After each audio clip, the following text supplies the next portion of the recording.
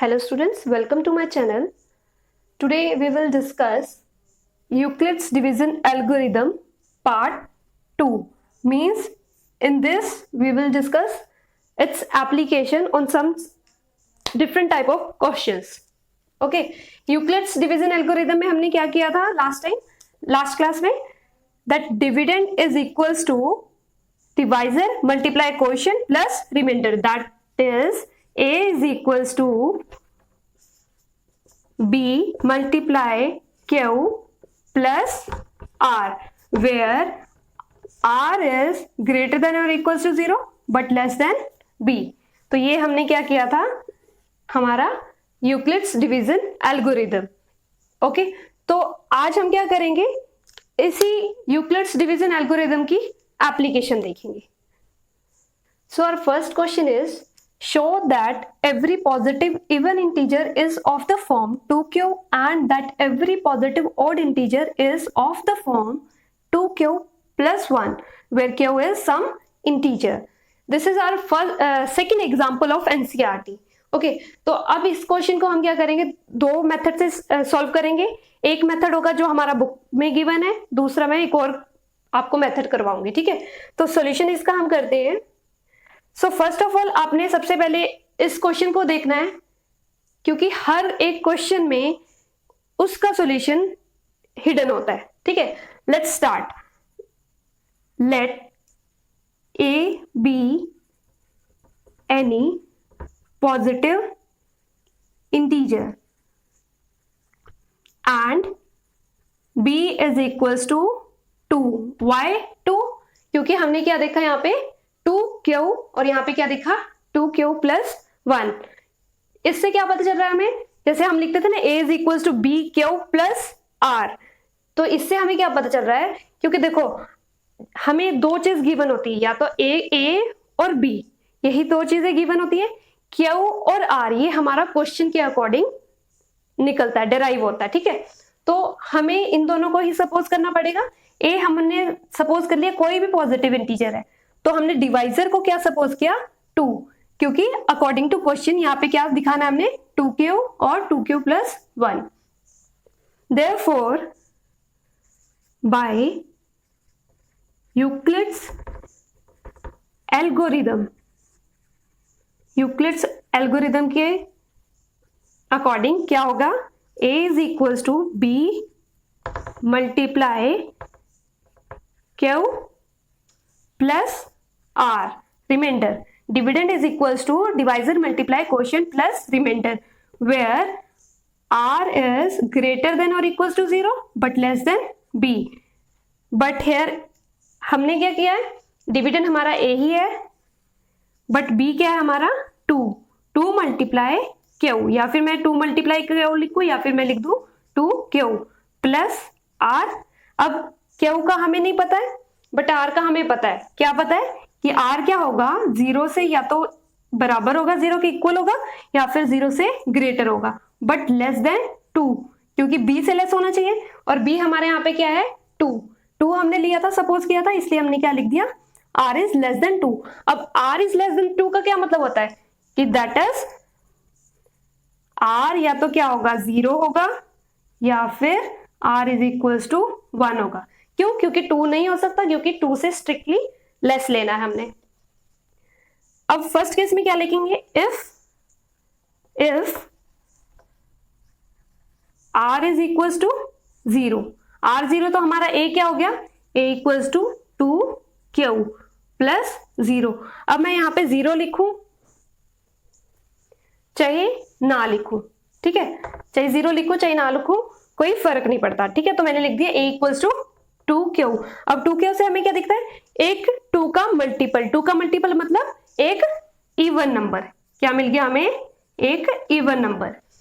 अब अगर मैं देखूं कि if r is equals to 1, if we put r equals to 1 in this equation, we will get a is equals to 2q plus 1 which is an odd number.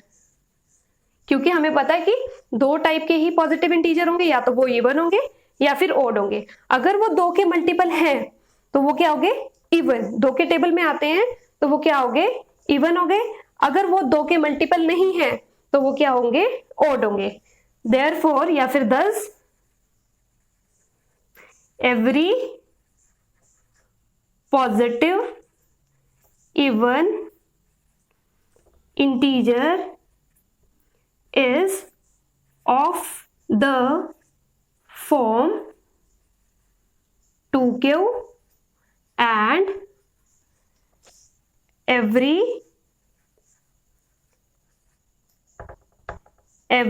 positive odd integer is of the form 2q plus 1। ये हमारा result क्या हो गया, proof हो गया। ठीक है, ये हमारा फर्स्ट मेथड था जो कि हमने किसके अकॉर्डिंग किया, हमारी एनसीईआरटी बुक में जो गिवन है उसके अकॉर्डिंग हमने इसको समझाया। सॉल्यूशन में हम लिखेंगे पॉजिटिव इवन इंटीजर्स आर, और यहां पे लिखेंगे positive odd integers are. Positive even integers क्या होते हैं, 2, 4, 6, 8 and so on. Positive odd integers क्या होते हैं हमारे, 1, 3, 5, 7, 9 एंड सो ऑन। ठीक है, तो अब हम क्या करेंगे, इसमें हम क्या यूज करेंगे, यूक्लिड्स डिवीजन एल्गोरिदम। इसके अकॉर्डिंग क्या करेंगे, हम 2 को लिखेंगे, 2 को एज अ डिविडेंड लिखेंगे और इसको 2q की फॉर्म में लिखेंगे, क्योंकि ये क्या है, इवन है और हमें क्या गिवन है कि हमें शो करना है that every positive even integer can be written as 2q। तो हमने क्या किया, 2 को कैसे लिखना है, 2q की फॉर्म में। कैसे, 2 मल्टीप्लाई 1 प्लस 0। ठीक है, 2 मल्टीप्लाई 1 प्लस 0 लिख सकते हैं, 2 1 2 प्लस 0 इज 2। 4 को कैसे लिख सकते हैं, 2 मल्टीप्लाई 2, 2 2 4 प्लस 0। 6 को 2 3 6 प्लस 0। 8 को 2 4 8 प्लस 0 एंड सो ऑन।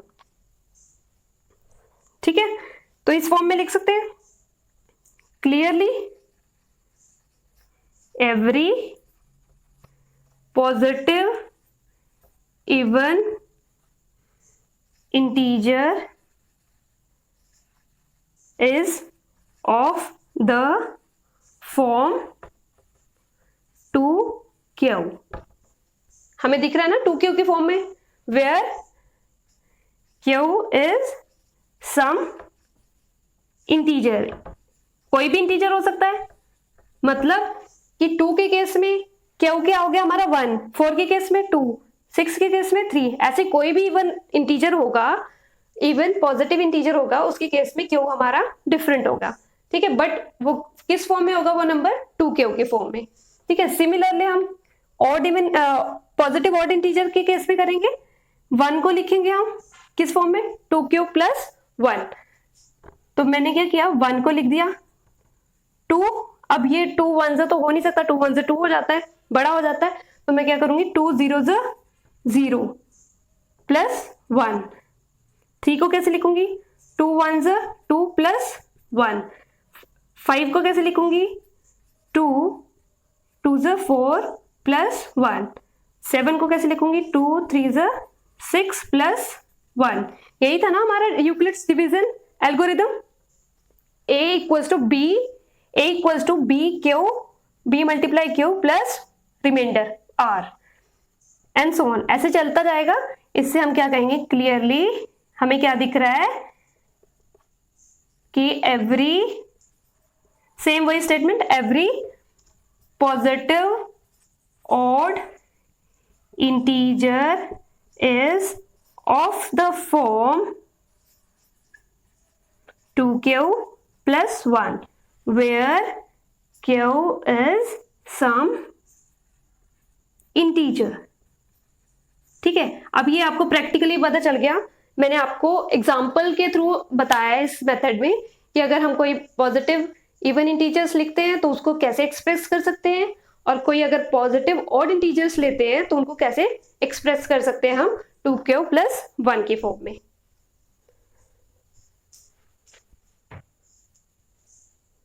उसी तरीके से करना है, ये भी सिमिलर क्वेश्चन है। Show that any positive odd integer is of the form 4q plus 1 और 4q plus 3 where q is some integer. अब लास्ट क्वेश्चन में क्या शो करना था कि इवन को 2q में और ऑड को 2q प्लस 1 में। उस केस में हमने b क्या लिया था यहाँ वहां पे 2, क्योंकि हमें क्वेश्चन में क्या गिवन था 2q और 2q प्लस 1। अब इस क्वेश्चन में क्या दे रखा है 4q प्लस 1 4q प्लस 3, तो हमारा b यहां से हमें क्या पता चल रहा है, हमारा b क्या होगा 4 होगा। ठीक है, तो अब हम इसका सोल्यूशन करेंगे। सेम वैसा ही सोल्यूशन है इसका भी। देखो, let a be any positive integer. अब देखो दो तरीके हैं, या तो आप डायरेक्टली पॉजिटिव ऑड इंटीजर लेके चलो, ठीक है, या फिर कोई भी positive integer. Positive integer means it can be even, it can be odd. तो मैंने यहाँ पे क्या ले रखा है, सिर्फ कोई भी positive integer, and b is equals to what 4. Why? Because here it is given 4q plus 1 and 4q plus 3. तो हमने b क्या लिया 4 लिया। अब हमने क्या करना है, therefore by Euclid's algorithm, algorithm लगाएंगे हम यूक्लिड्स।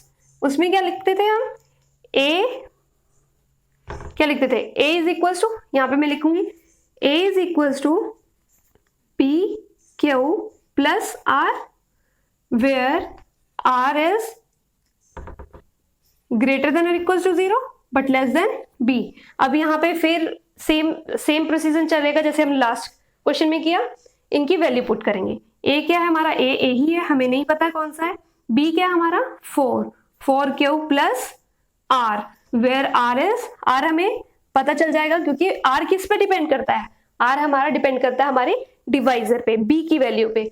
अगर हमारा यहाँ पे b 4 है तो हमारा r क्या होगा, या तो 0 के बराबर होगा या तो 0 से बड़ा होगा बट लेस देन 4 होगा। लेस देन 4 मतलब r क्या हो सकता है हमारा, दैट इज r क्या हो सकता है 0 1 2 3, 4 नहीं हो सकता क्योंकि यहाँ पे इक्वल नहीं है, स्ट्रिक्टली लेस है, तो 4 नहीं होगा, सिर्फ 3 तक जाएगा।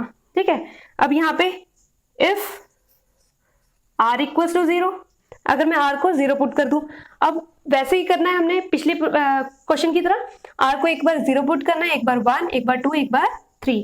r अगर हमारा 0 है तो हमारा a क्या होगा 4q प्लस 0, कुछ नहीं, हमने 4q लिख दिया। ये क्या हो गया हमारा, इसका मतलब क्या होगा, a को हमने क्या लिख दिया 2 मल्टीप्लाई 2q। वैसे तो आपको डायरेक्टली यहां से भी दिखता है कि ये जो 4 है 4 इज एन इवन नंबर, और कोई भी इवन का मल्टीपल मींस 2 से डिविजिबल होगा, यानी कि इवन होगा। तो ये क्या हो गया, 2 को इस 4q को हम क्या लिख सकते हैं 2q multiply 2, that is even number. क्या बन गया ये हमारा इवन इंटीजर।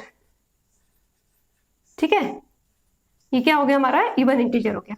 अब अगर r हमारा 0 नहीं 1 है तो क्या होगा, a equals to 4q plus r क्या हो गया 1, 4q plus 1 it means odd. क्या हो गया ओड इंटीजर। बताया था ना आपको कि या तो वो इवन होगा या फिर ओड होगा।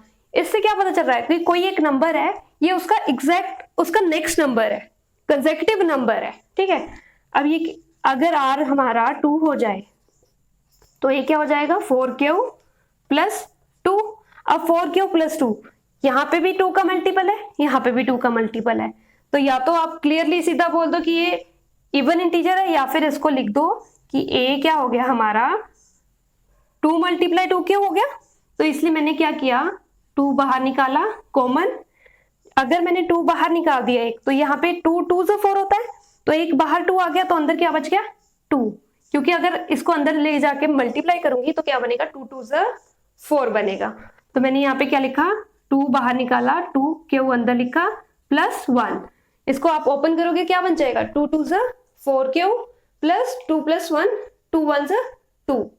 ठीक है, तो ये क्या हो गया हमारा, अगेन एक 2 का मल्टीपल आ गया, एक ब्रैकेट है उससे क्या मल्टीप्लाई हो रहा है, 2 मल्टीप्लाई हो रहा है। इट मीन्स ये 2 का मल्टीपल आ गया, तो क्या हो गया, इवन इंटीजर।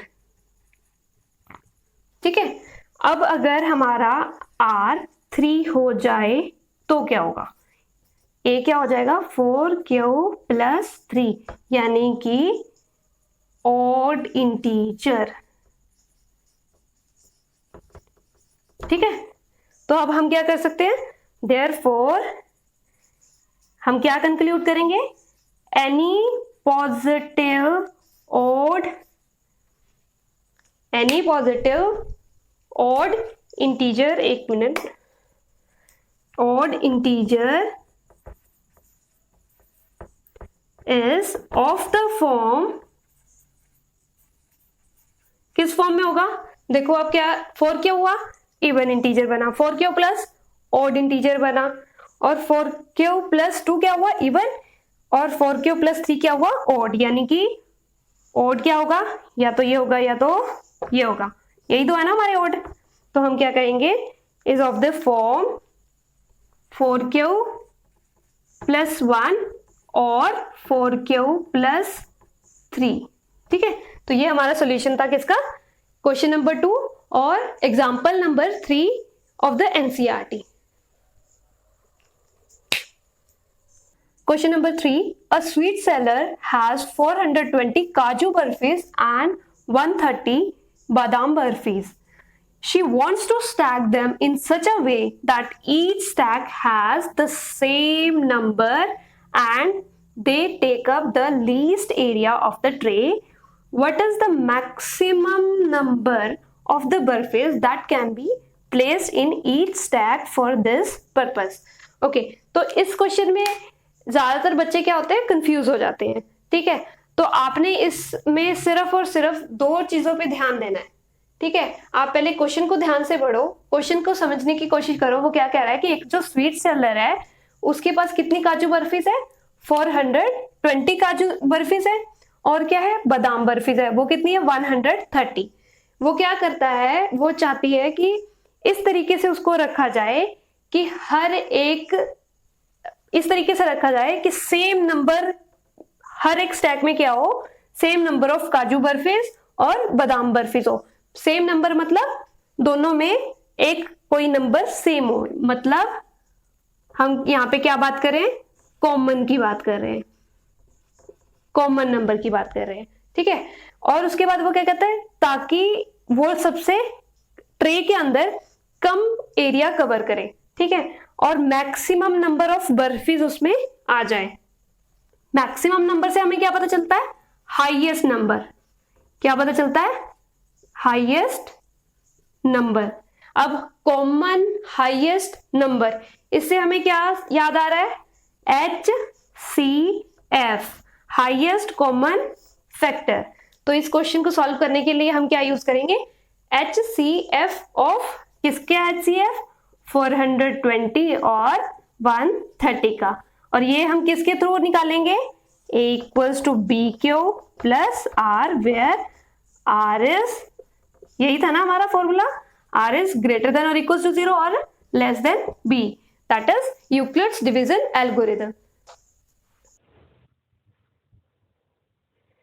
ओके, तो इसका सोल्यूशन क्या है, हमने स्टार्ट हमेशा कहाँ से करना है, HCF of 420, 130 will give the maximum number of burfis that can be placed in each stack. हमें पता तो चल गया है कि HCF क्या होता है, HCF ही आएगा इसका आंसर, बट ये लाइन लिखना हमें बहुत जरूरी है।